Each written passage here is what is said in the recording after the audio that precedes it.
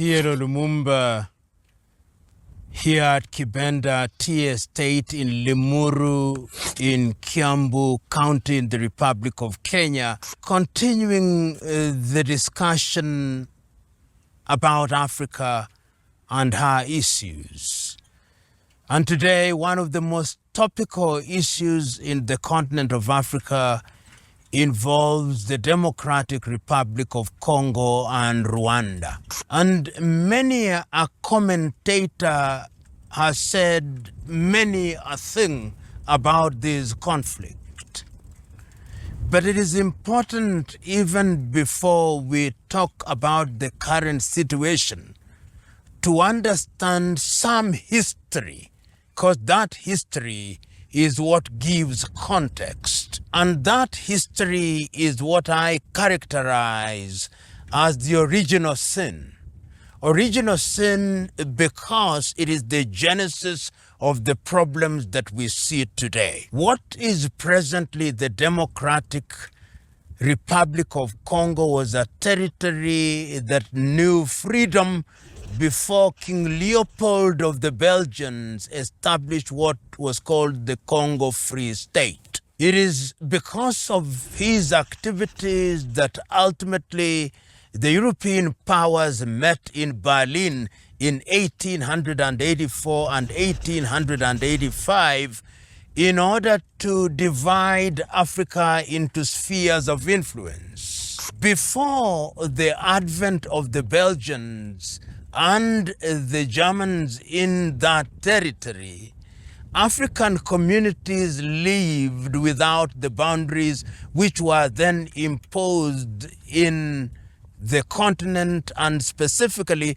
imposed in the Democratic Republic of Congo. During that period, what may be described as the Rwanda kingdom led by the Tutsi was to be found in present-day Democratic Republic of Congo in the Kivu area and what is present-day Rwanda, which was then known as Rwanda Urundi. So the kingdom extended to Democratic Republic of Congo, to Rwanda, and even Urundi, and the peoples known as the Tutsi and the Hutus inhabited those areas. When the boundaries were imposed, as was the case in many African countries, some Tutsis became Congolese together with the people called the Banyamulenge, while some Tutsis Rwandese, as indeed the Hutus, with certain other communities. So when we are talking about the conflict that we know today, we must remind ourselves that there are Tutsis who are Congolese, courtesy of the Berlin boundaries, and there are some Tutsis who are Rwandese, courtesy of the Berlin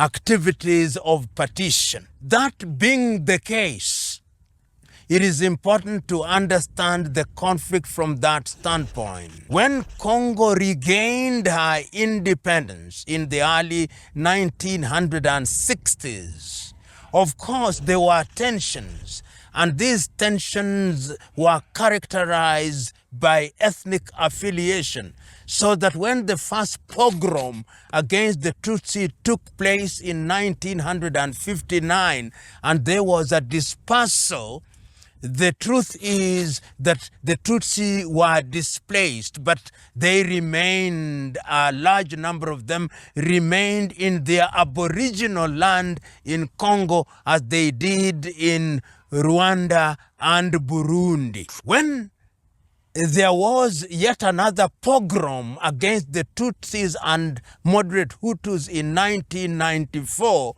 and the current administration of Paul Kagame came into power through the Rwanda Patriotic Front, what happened is that some of the Hutus who are involved in the pogrom and were operating under the tag Interahamwe escaped into eastern Congo. And when they escaped into Eastern Congo, they formed an organization called FDLR, whose agenda is to come back to Rwanda in order to remove the Kagame administration and what they characterize as the Tutsi administration. They are in that territory, they want to come back. During that period, through successive administration, beginning with the Mobutu Sese Seko administration, both Uganda and Rwanda were involved and indeed did help Laurent Desire Kabila to remove the Mobutu regime and to install the Kabila administration in Kinshasa. After that, during the Joseph Kabila administration, the situation remained and the Rwandese army was on a defensive posture in order to ensure that the FDLR did not invade Rwanda. The same was also true of the Ugandan army, which was also on a defensive posture because there were rebellious elements who wanted to invade Uganda. When we had in the 1990s what is called the First Congo War, it was at that you started having these spurts involving the organization that is now known as the M23, whose declared agenda is to protect the Tutsis from the aggression of those who say that they are not Rwandese. Their characterization as Congolese is something that has been debated over the years. In 1996, the former president of Tanzania, Julius Kambarage Nyerere, put it so very graphically. He reminded his audience that when you say that you are expelling the Tutsi from Congo, are you expelling them together with their land? And he gave an example, and in that example he said, in Kenya, they are Maasais, and in Tanzania, they are Maasais, and the Tanzanian Maasais are Tanzanians, and the Kenyan Maasais are Kenyans. If that then is the accepted debate, that is the context in which we must understand and see the current conflict. Rwanda has already said that our presence in DRC is on a defensive posture in order to ensure that we protect ourselves. Of course, the Western press has now made it the darn thing to say that Rwanda is assisting the M23 and is therefore destabilizing the Democratic Republic of Congo, the eastern part of it, and this has come with complete revision of their activities. Belgium has done so, the United Kingdom have done so against Rwanda. It is also instructive that what has happened is that there have been two processes which are an attempt to ensure that peace is restored. There was the original Nairobi process, which did not go very far. Then there was the Luanda process, Luanda in Angola, which was led by President João Lourenço of Angola, and the other one, of course, was led by Mr. Uhuru Kenyatta, the former president of the Republic of Kenya.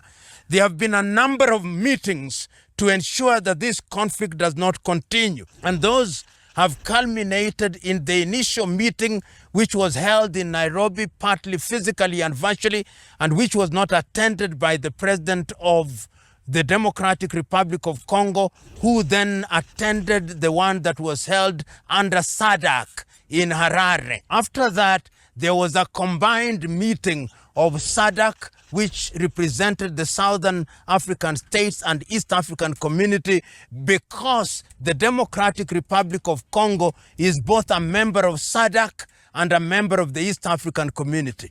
It has now been decided during the Dar es Salaam meeting hosted by the President of Tanzania, Samia Suluhu Hassan, that the two processes be combined. So what we now is the Luanda-Nairobi process. And as recently as Monday, the 24th day of February, the year 2025, the two processes have appointed the following three persons to head the process of restoring peace.